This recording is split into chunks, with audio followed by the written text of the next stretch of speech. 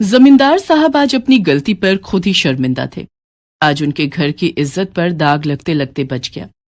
चौधरी साहब, हमने ब्लैकमेल करने वाले दोनों गुंडों को पकड़ लिया है। वो गुंडे वीरपुर गांव पर बहुत समय से नजर रखे हुए थे और वो ये भी जानते थे कि वीरपुर गांव की औरतें खुले में नहाती हैं। पर हमें खुशी है कि आपकी छोटी बहू सुधा ने जो हिम्मत दिखाई और उन बदमाशों के खिलाफ हमारे पुलिस थाने में रिपोर्ट लिखवाई, उसकी हमें दाद देनी होगी। अच्छा चौधरी साहब, मैं चलती हूँ, नमस्ते। मैंने आपको कितनी बार समझाया था, घर की बहुओं का खुले में नहाना ठीक नहीं, पर आप नहीं माने।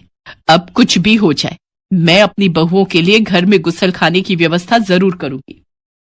वीरपुर गांव जहां घरों में गुसल खाने की व्यवस्था नहीं थी, इसलिए गांव की औरतें खुले में नहाने को मजबूर थी।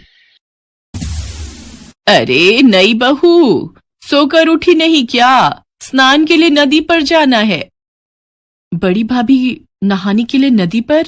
लेकिन यूं खुले में नहाते हुए कोई देख लेगा तो? हाँ सुधा, इस गांव में औरतें खुले में ही नहाती हैं और वैसे भी गांव के लोगों को पता है कि जिस समय गांव की औरतें नदी पर नहाने जाती हैं, उस समय गांव के मर्द नदी के आसपास भी नहीं फटकते। अच्छा अब देर मत करो, वैसे भी नदी किनारे इस समय सुनसान होता है, हम जल्दी से नहाकर आ जाएंगे। मालिनी और सुधा नदी पर नहाने के लिए जाती हैं। गांव की बहुत सी औरतें पहले ही नदी पर नहा रही थी। सुधा को बहुत शर्म आ रही थी। मालिनी भाभी, ये तो बहुत अजीब लग रहा है, अगर किसी ने हमें देख लिया तो हमारी इज्जत तो मिट्टी में मिल जाएगी। अरे काहे का शर्मा रही हो बहू रानी, हमें इतने साल हो गए, आज तक तो हमें किसी ने देखा नहीं, तो अब कौन देखेगा? चौधरी साहब से सब डरते हैं, इसलिए नदी किनारे कोई मर्द नहीं आता, सिर्फ औरतें ही नहाती हैं। सुधा को बहुत अजीब महसूस हो रहा था, पर वो करती क्या? मजबूरी में उसे मालिनी और बाकी की गांव की औरतों के साथ नदी में उतरना ही पड़ता है। बड़ी मुश्किल से सुधा नदी में नहाकर घर आती है। अब तो रोजाना ही वो मालिनी और बाकी की गांव की औरतों के साथ नदी पर नहाने लगी। धीरे धीरे जब सुधा को लगा कि सचमुच नदी के आसपास सिर्फ औरतें ही आती हैं, तो वो थोड़ी बेफिक्र हो गई। पर एक दिन जब सब बहुएं नदी पर नहा रही थी, मालिनी भाभी, लग रहा है कोई हमें देख रहा है। नहीं तो तुम्हारे मन का वहम है, लगता है तुम्हारा डर अभी तक नहीं गया है। चलो जल्दी से नहा लो, फिर घर चलते हैं। अगले दिन भी सुधा को ऐसा ही महसूस हुआ। मालिनी भाभी, मैं कह रही हूं ना कि कोई है जो हमें देखता है, मुझे बार बार गलत महसूस नहीं हो सकता। अरे बहू रानी, तुम बेकार में ही डर रही हो, किसी की इतनी मजाल नहीं जो हमें नहाते हुए देख ले। और ये सच था, गांव वालों की इतनी हिम्मत नहीं थी कि वो गांव की बहुओं को खुले में नहाते हुए देख ले। तो आखिर कौन था जो उन सबको खुले में नहाते हुए देख रहा था? अरे यार मगन, ये गांव तो बहुत बढ़िया है यार, तूने बिल्कुल सही जगह का पता लगाया बे। खुले में नहाती इन गांव वालों की बहुओं के हमने बहुत ही बढ़िया फोटो अपने फोन में निकाल ली है बे। वही तो, मैंने बिल्कुल सही गांव का पता लगाया ना। अब इन फोटोओं का इस्तेमाल करने का सही समय आ गया बे। गांव के चौधरी की दोनों बहुएं भी उन औरतों के साथ ही नहाने आती हैं। चौधरी की बहुओं को ब्लैकमेल करके अच्छे खासे सोने के जेवर और रुपए ऐंठ लेंगी। और तू तो जानता ही है, ये गांव की भोली भाली बहुएं शर्म से किसी को कुछ नहीं बताएंगी। तो ठीक है, किसी दिन रास्ता रोककर ये फोटोएं उन्हें दिखा देते हैं। तो देर किस बात की है, कल दिन में जब वे दोनों नहा कर जा रही होंगी तभी रास्ते में उन्हें पकड़ लेंगे। अगले दिन मालिनी और सुधा नदी पर नहाकर जब हवेली की तरफ जा रही थी, तो नदी से थोड़ी दूरी पर जगन और मगन नाम के उन बदमाशों ने उनका रास्ता रोक लिया और उन दोनों को फोटो दिखाने लगे। दोनों बहुएं डर गई। अब अगर तुम दोनों नहीं चाहते कि ये फोटो गांव में हर कोई देखे या फिर गांव से बाहर और भी जगह ये फोटो पहुंचे, तो जैसा हम कहते हैं वैसा तुम दोनों करोगी। नहीं नहीं, हमारी ये फोटो किसी को मत दिखाना। तुम्हें क्या चाहिए, हमें सीधी तरह बता दो। अगर तुम चाहती हो कि हम ये फोटो किसी को न दिखाएं और अपने फोन से हटा लें, तो कल दोपहर तक 2 लाख रुपए नकद और सोने के जेवर एक बैग में भरकर तुम दोनों हमें ला कर दोगी। उसके बाद हम यहाँ से चले जाएंगे। ठीक है, तुम चिंता मत करो, हम कल दोपहर तक तुम्हारी ये मांग पूरी कर देंगे, पर तुम तब तक ये फोटो किसी को नहीं दिखाओगे। मालिनी पूरी तरह घबरा चुकी थी।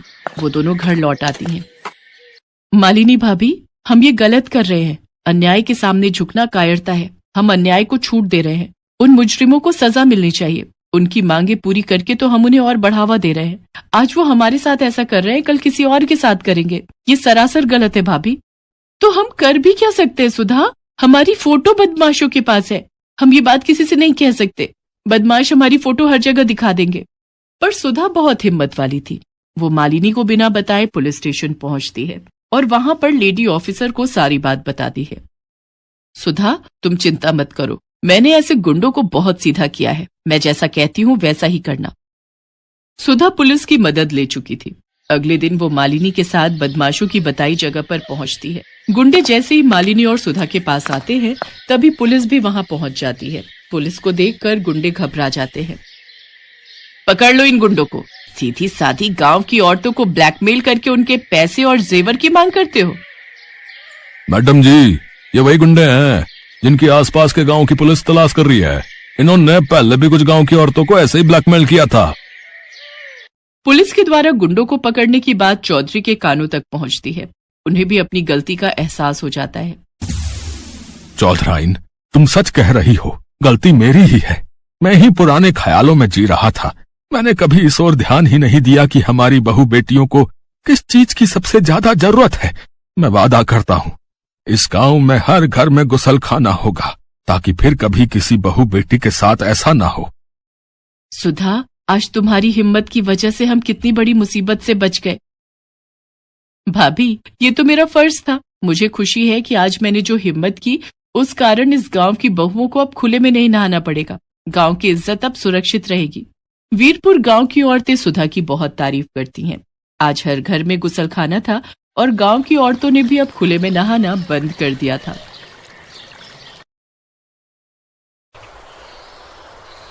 कृतिका की सर्दियों में ना नहाने की आदत से उसकी माँ रमोला बहुत परेशान होती थी। इसी कारण सर्दियां शुरू होते ही रमोला कृतिका को चेतावनी देते हुए कहती है, कृतिका, अगर इस बार भी तूने सर्दियों में ना नहाने का आलस दिखाया ना, तो मैं तुझे घर से बाहर कर दूंगी। पानी बचाने का बहाना लगाकर जो तू ना नहाने की कामचोरी करती है ना, वो बहाना तेरा अब नहीं चलेगा। माँ, मुझे तो लगता है मैं आपकी सगी बेटी ही नहीं हूँ, इसीलिए आप मुझ पर सर्दी में नहाने का अत्याचार करती हो। भला कौन सी माँ है जो अपनी बेटी को इतनी ठंड में नहाने के लिए कहेगी? अभी एक चांटा पड़ेगा ना तो तेरी सारी अकल ठिकाने पर आ जाएगी। ठंड में ना नहाने का अंतर 1-2 दिन का होता है, महीने भर का नहीं। अच्छा, अब बस भी करो माँ, अभी सर्दियां आई नहीं है, जब आएंगी तब कहना। खैर, अब मैं नहाने जा रही हूँ। कृतिका अपने कमरे में बने अटैच्ड बाथरूम में नहाने के लिए चली जाती है और कुछ देर बाद, वाह यार, नहाने के बाद जो सुकून मिलता है ना, उसकी बात ही अलग है। लेकिन सर्दियों में यही सुकून सजा बन जाता है। मुझे तो अभी से सर्दियों के बारे में सोचकर ठंड लग रही है। फिर कृतिका जल्दी से तैयार होकर कॉलेज के लिए निकल जाती है। ऐसे ही कुछ दिन बीत जाते हैं। फिर दिसंबर का महीना शुरू हो जाता है। अरे ओ नालायक, अब उठ भी जा। मैंने तेरे नहाने का पानी गर्म कर दिया है, जल्दी से उठकर नहा ले, वरना कॉलेज के लिए देर हो जाएगी। हे भगवान, कॉलेज वाले सर्दियों में 2-3 महीने के लिए कॉलेज बंद क्यों नहीं कर देते? ऊपर से ये मेरी माँ हाथ धोकर मेरे नहाने के पीछे पड़ी रहती है। तभी वहां रमोला आ जाती है। उसकी रजाई खींचते हुए कहती है, तुझे सुनाई नहीं दे रहा? कब से आवाज दे रही हूँ? जल्दी से उठ जा, नहा ले, पानी ठंडा हो जाएगा। इसके बाद कृतिका बुरा सा मुंह बनाकर बाथरूम में चली जाती है। तभी उसे एक तरकीब सूझती है और वो बाल्टी का सारा पानी जमीन पर गिरा देती है और नहाने का ड्रामा करते हुए कहती है, ओह माँ, मेरी माँ, कितनी ठंड है, कितनी ठंड लग रही है नहाते हुए। तभी बाहर खड़ी रमोला सब सुन रही होती है और जोर से चिल्लाते हुए कहती है, अरे बेवकूफ लड़की, नहाना नहीं था तो पानी तो रहने देती, सारा का सारा पानी जमीन पर गिरा दिया। बेवकूफ, कम से कम मेरे नहाने के ही काम आ जाता, लेकिन नहीं, मैडम को तो ड्रामा करना है नहाने का। यार, ये मेरी माँ भी ना किसी डिटेक्टिव की तरह है जो हर टाइम मेरी जासूसी करती है। चलो, अब जब उनको पता चल ही गया है कि मैं नहीं नहाई हूं, तो कृतिका बेटा 2 छींटे मार ले मुंह पर पानी के और चल बाहर। कृतिका बिना नहाए ही तैयार होकर ढेर सारा परफ्यूम छिड़क लेती है। नहाने से तो तेरा कोई लेना देना है नहीं, बस ये बाल्टी भर के परफ्यूम छिड़क लो और ना नहाने की बदबू से बच जाओ। अब बस भी करो माँ, प्लीज दोबारा अपना लेक्चर शुरू मत कर देना। वैसे भी कॉलेज जाकर मुझे अपने प्रोफेसर का लेक्चर अटेंड करना है। वो इतना कह ही रही थी कि तभी घर के बाहर हॉर्न की आवाज सुनाई देती है।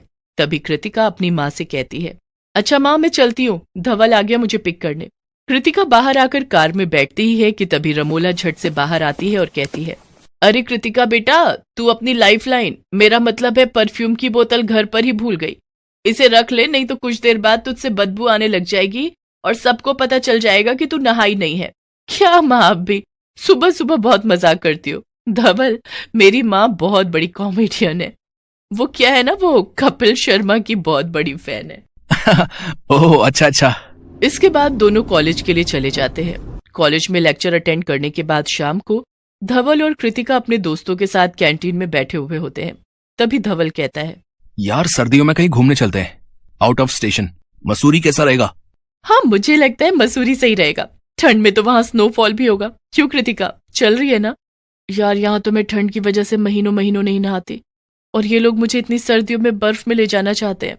वहां तो मेरी कुल्फी जम जाएगी। अरे कृतिका, कितना सोच रही हो? अब ये सब सोचना वोचना बंद करो और चुपचाप हाँ कर दो। हाँ ठीक है, अब तुम सब इतना फोर्स कर ही रहे हो तो चलती हूँ। मेरी कार में हम सब मसूरी चलेंगे। तो ठीक है, नेक्स्ट वीक चलते हैं। होटल की बुकिंग मैं कर दूंगा, तुम सब अपनी पैकिंग कर लेना। शाम को घर आकर कृतिका अपनी माँ को घूमने के प्लान के बारे में बताती है। बेटी मेरी मान तो तू ट्रिप पर मत ही जा। अगर सबको तेरी सर्दियों में ना नहाने के टैलेंट के बारे में पता चल गया ना, तो सोच तेरी कितनी इंसल्ट होगी। अरे मेरी माँ, तुम मेरी चिंता मत करो, आप ही बहुत हो मेरी इंसल्ट करने के लिए। औरों की बेइज्जती की मुझे जरूरत भी नहीं है। और रही मेरी नहाने की बात, तो आप चिंता मत करो, मैं वहां जाकर नहा लूंगी। ठीक है, फिर जैसी तेरी मर्जी। देखते ही देखते अगला हफ्ता भी गुजर जाता है। कृतिका, तूने अपना परफ्यूम तो रख लिया ना? मैं तो कहती हूँ 4-5 बोतल ले जा, कहीं खत्म हो गया तो। सर्दियों में तो तेरा वही एक सहारा है। अरे मेरी माँ, अब जाते जाते तो मेरी बेइज्जती करना बंद करो। और हाँ, मेरे फ्रेंड्स आने वाले हैं तो उनके सामने अपना मुंह बंद रखना। तभी कुछ ही देर में धवल, मोहित और रोशनी के साथ कार लेकर कृतिका के घर के बाहर आ जाता है। कृतिका उसमें बैठी रही होती है कि तभी रमोला उससे कहती है, अच्छा कृतिका सुन, उफ, अब मेरी माँ ना जाने मेरे दोस्तों के सामने मेरी क्या इंसल्ट कर देगी। हाँ माँ, अपना ध्यान रखना। जी जरूर, बाय। 6 घंटे दिल्ली से मसूरी तक का सफर तय करके वो बर्फीला नाम के होटल में पहुंच जाते हैं, जहां एक कमरे में कृतिका रोशनी के साथ ठहरती है, तो वहीं दूसरे कमरे में मोहित और धवल रुकते हैं और वहां पर एक दूसरे के ऊपर बर्फ के गोले बनाकर फेंकते हैं। बर्फीले पहाड़ों के बीच सेल्फी खींचते हैं और खूब मस्ती करते हैं और खाना पीना खाकर सो जाते हैं। कृतिका जल्दी से उठ जा यार और नहा ले, हमें 10 बजे नई जगह घूमने जाना है। नींद में खोई हुई कृतिका बड़बड़ाते हुए कहती है, अरे रोशनी, तू पागल है क्या? इतनी ठंड में कौन नहाता है? अभी 10 दिन पहले ही तो मैं नहाई थी। क्या?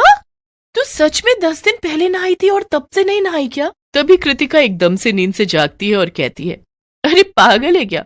किसने बोल दिया तुझे? ठंड हो या गर्मी, मैं तो डेली नहाती हूँ। अच्छी बात है, सच कहूं तो सर्दियों में तो मैं एक दिन छोड़कर नहाती हूँ।